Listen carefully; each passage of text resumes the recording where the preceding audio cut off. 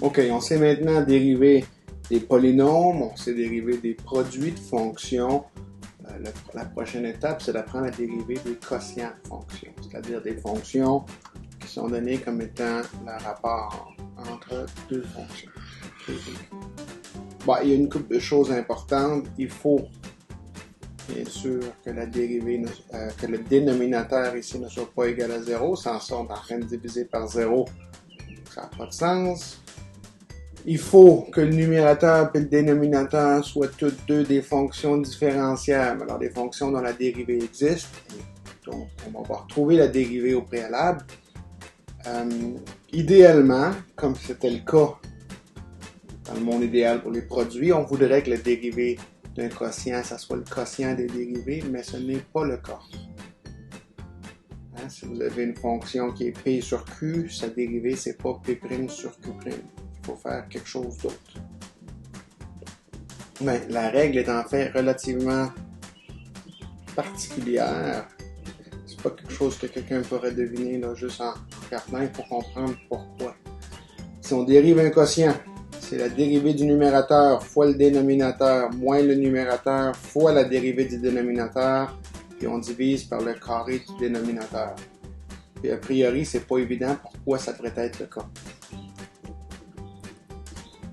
Ben, c'est le cas parce que si on écrit le quotient de la façon suivante, on dit que f c'est égal à p sur q, ben, on pourrait réécrire en multipliant à gauche et à droite par le dénominateur q de x, on pourrait réécrire ça comme étant f de x fois q de x est égal à p de x. Et maintenant, on sait comment dériver cette expression-là. C'est un produit. On sert de la règle du produit.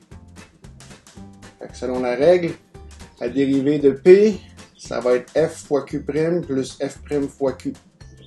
Et là, tout ce qu'on a besoin de faire, c'est de réarranger les termes pour se retrouver avec un f' qu'on met en évidence. Puis on obtient ceci. Bon, c'est pas tout à fait la même chose que la règle que je vous ai donnée à la page précédente, mais si on se rappelle que f, c'est le quotient entre p et q, puis qu'on fait la substitution ici, puis qu'on réarrange les termes, on se retrouve avec ceci. Je vais fermer la fenêtre, les oiseaux chantent un peu trop fort.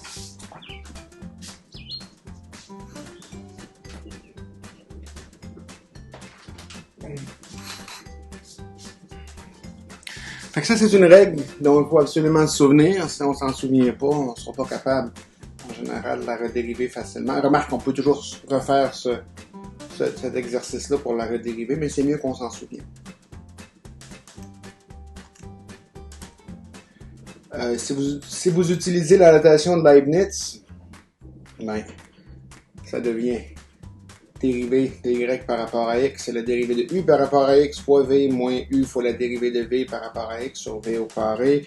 Puis parfois, on va l'écrire de la façon suivante. y', u', v moins v, moins u, v' sur v au carré. Ici, l'ordre dans lequel on dérive les facteurs est important. Pour le produit, c'est pas important. Si on décide de prendre, dans la règle du dérivé du produit, le premier terme fois la dérivée du deuxième, plus la dérivée du premier fois le deuxième, ça nous donne exactement la même chose que la dérivée du premier fois le deuxième, plus le premier fois la dérivée du deuxième. Hein? L'addition est commutative. 2 plus 3, c'est la même chose que 3 plus 2. Mais pour la dérivée d'un quotient, ce n'est pas le cas parce que dans la règle de dérivée du quotient, on fait affaire soustraction. Puis la soustraction n'est pas commutative. Fait que si vous décidez de commencer par dériver le dénominateur au départ, multiplier par le numérateur, puis ensuite soustraire de ça la dérivée du numérateur fois le dénominateur, vous n'obtenez pas la même chose. Les trucs là sont différents. 2 moins 3, c'est pas la même chose que 3 moins 2. Fait que l'ordre, c'est important. Comment est-ce qu'on s'y prendrait Pour dériver les fonctions suivantes, c'est pas sorcier. On commence par identifier le numérateur puis le dénominateur. On calcule les dérivés séparément du numérateur et du dénominateur. On va en avoir besoin plus tard. Et puis, on applique la règle. Je vous laisse la chance de le faire par vous-même. Quand vous serez prêt à vérifier vos réponses, vous pourrez repartir la vidéo.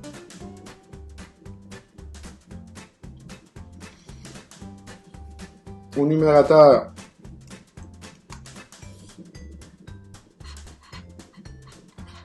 on a 2x au carré plus 1. Au dénominateur, on a 3x plus 2. P', ça va être 4x. Q', ça va être 3. Il va de soi que si vous ne vous souvenez pas comment dériver le numérateur et le dénominateur, ça ne dérange pas. Si vous vous êtes rappelé de la bonne règle, vous n'aurez pas la bonne réponse. Alors ici, ça nous donne y' qui est égal à la dérivée du numérateur au départ fois le dénominateur moins le numérateur fois la dérivée du dénominateur divisé par le carré du dénominateur. Et puis là, si vous introduisez les termes qui sont là, ça nous fait 4x fois q qui est 3x plus 2 moins p qui est 2x carré plus 1 fois q' qui est 3 et on divise ça par le carré du dénominateur 3x plus 2. Laissez-moi juste confirmer le 4x vient ici et le 3 il vient ici, le q', le p va venir ici. Finalement, le Q apparaît ici et ici. On l'a ici et ici. Puis, on a bien sur la soustraction. Si la réponse c'est de calculer la dérivée du quotient, vous êtes aussi bien de la laisser comme ça.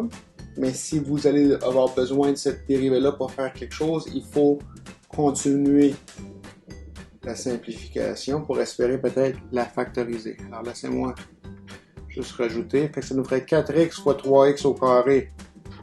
3x, pardon, ça fait 12x au carré. 4x plus 2, c'est 8x.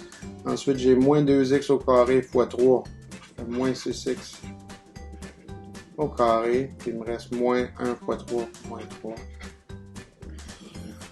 Divisé par 3x au carré, 3x plus 2, pardon, au carré. Puis ça, ben, ça devient 6x au carré plus 8x moins 3 sur 3x plus 2 au carré. Puis effectivement, là, vous pourriez finir par factoriser ce truc-là ou au moins trouver les racines avec la formule quadratique et continuer. Pour l'instant, c'est pas ça qui nous intéresse, c'est qu'on va s'arrêter ici, mais il faut quand même savoir comment passer de ça à quelque chose qui est peut-être plus lisible. Qu'est-ce qu'on fait dans le deuxième cas? On a encore une fois un numérateur. Le numérateur, c'est 1. Le dénominateur, c'est x à la 3. La dérivée du numérateur, c'est 0. La dérivée du dénominateur, c'est 3x au carré. Et selon la formule, la dérivée du quotient, ça va être la dérivée du numérateur fois le dénominateur moins le numérateur fois la dérivée du dénominateur divisé par le carré du dénominateur. Dérivée du numérateur, c'est 0. 0 fois n'importe quoi, ben, on va le réécrire, c'est x cube, moins p qui est 1, fois q' qui est 3x au carré, divisé par q au carré. Donc, ça a 3 au carré, puis là, ça devient moins 3x au carré sur x à la 3 au carré, c'est x à la 6. Quand on simplifie ça, on obtient moins 3 sur x à la 4. laissez-moi réécrire les trucs d'une façon un tout petit peu différente. Votre fonction initiale, au départ, on aurait pu l'écrire comme étant x à la moins 3. Hein, c'est une des propriétés des exposants. Puis je vous ai dit, au bout du compte, on l'a fait ensemble, que la dérivée était moins 3 sur x à la 4. Ben, ça, c'est la même chose que moins 3 x à la moins 4. Ce que je vais vous faire remarquer pour l'instant, c'est que si j'essaie d'appliquer la règle de dérivée des puissances, hein, on se souvient que si on avait x à la n, où est-ce que n était un entier positif, la dérivée c'était n fois x à la n moins 1. Mais si j'applique cette règle-là, qui a priori ne s'applique pas là, n, si c'est égal à moins 3, n c'est pas un entier positif. Fait qu'on n'a pas vraiment de règle qui nous dit qu'on peut s'en servir, mais si j'essaie de l'appliquer quand même, je vais obtenir, dans ce cas-ci, moins 3 qui est mon n, fois x à la moins 3, qui en a encore une fois le n, moins 1, ça me donne moins 3, x à moins 4. Fait qu'il semblerait que cette règle-là, pour la dérivée des puissances quand c'est des entiers positifs, s'applique peut-être aussi aux entiers négatifs. Là, on ne le sait pas, c'est peut-être un accident. Ça fonctionnait peut-être seulement avec la fonction que je vous ai donnée. Plus tard, on va voir que ben, c'est pas un accident. En fait, ça fonctionne pour tous les entiers, pas seulement les entiers positifs. Puis on va le démontrer à l'aide de la règle du quotient.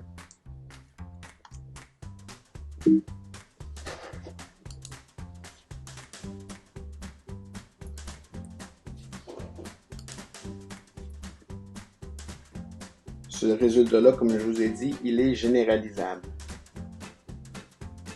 Fait que si vous prenez un nombre n, ici, est-ce que j'ai pas, est-ce que je devrais vous dire ici, là? Ah oui, n est un entier positif, mais c'est parce que je vais l'écrire comme x à la moins n, ici, pour s'assurer que c'est négatif.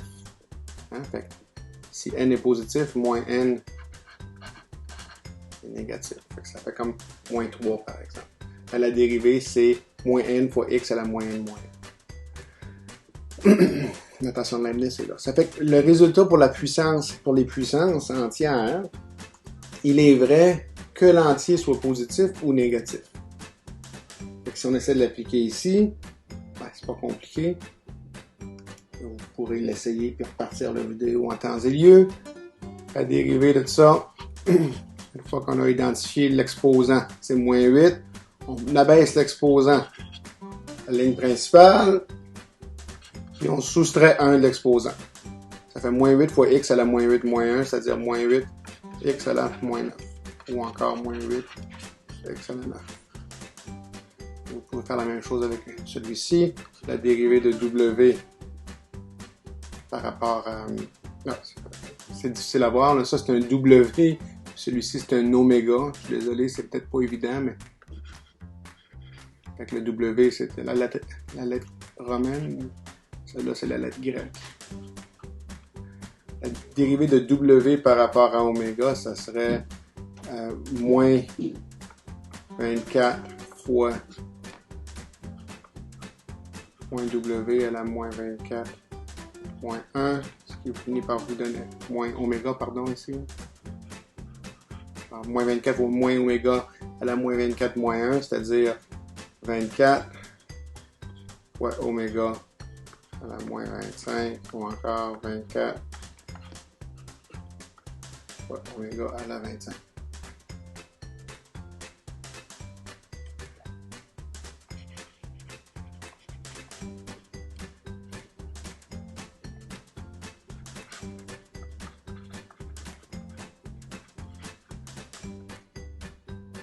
OK.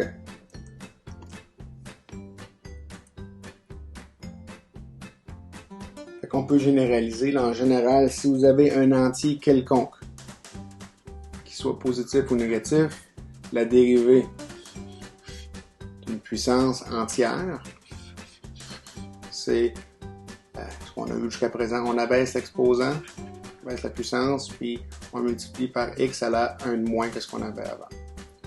On va montrer plus tard que la règle elle est valide pour tous les exposants, que ce soit un entier ou un nombre réel quelconque, mais jusqu'à présent, on a seulement été capable de la montrer pour les entiers. Fait avant qu'on démontre, qu'on donne la règle qui dit que c'est vrai pour les nombres réels, vous ne pouvez pas vous en servir. On l'a pas. Elle n'est pas disponible. C'est souvent un problème avec un problème pour les étudiants. La majorité d'entre vous ont déjà pris un cours de calcul, ont fait un cours de fonction. Puis vous avez peut-être vu que le résultat était vrai pour toutes les puissances, que ce soit des entiers ou des nombres rationnels ou des nombres irrationnels. Et puis là, vous dites, ben, je sais déjà que la règle existe, ça fait que je peux m'en servir. Sauf que, en général, dans les cours de mathématiques, on essaie de faire en sorte qu'on ne puisse se servir que ce qu'on a démontré dans le cours. Parce qu'en partie, le but, c'est de pouvoir, en utilisant la logique, arriver à des conclusions ou des conséquences qui se basent sur ce qu'on connaît. Je ne peux pas me baser sur ce que vous avez peut-être ou peut-être pas vu dans un cours précédent. Okay? Il y a évidemment des différences. À un moment donné, je ne vous explique pas comment additionner des nombres parce qu'on prend pour acquis tout le monde sait additionner des nombres ensemble. Mais je ne peux pas prendre pour acquis qu'il y en a, que vous avez tous vu cette règle-là auparavant.